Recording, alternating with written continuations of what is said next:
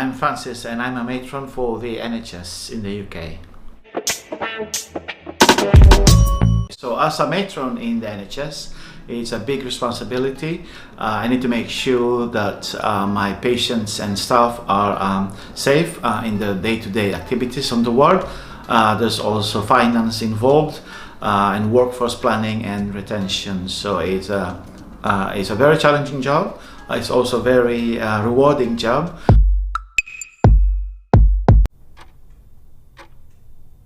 Meet my staff on the ward, attend the handover or the safety briefing or huddle as we call it now in the NHS. I will also go down to the site management office to attend the morning bed meeting to see how many patients are coming in and how many are for surgery and all those problems that we need to resolve by 11 a.m. or by midday. To go back to the ward and attend the what we call the ward round with the multidisciplinary team. The other ward, so we need to make sure that all the patients who are unwell are looked after very well. So we prioritize our workload depending on the skill mix of the nurses. I also need to make sure that the patients have been seen by their consultants in the morning at around 7 a.m. And then after that, we plan those patients who are going home to pre-up some beds, acute beds, especially in the surgical division. I will leave my ward to it and my staff to carry out their clinical tasks, and that includes doing the ward rounds and also the medication rounds. And then also there is a protective meal time.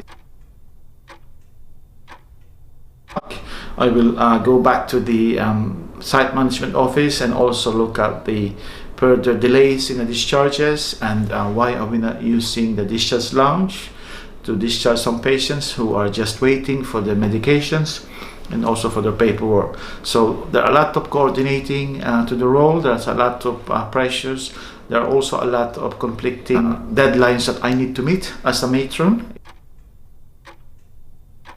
Again, I will go back on the wards and see whether the staff needs some help with the discharges or any issues that need to be addressed.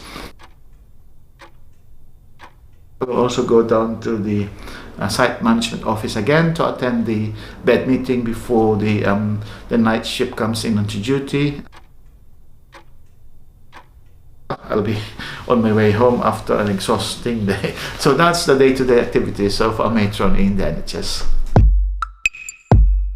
I would say the first big skill is your emotional intelligence. It's important to have that interrelationship skills needed to work in a fast-paced environment, pressurized environment like the NHS and as a matron.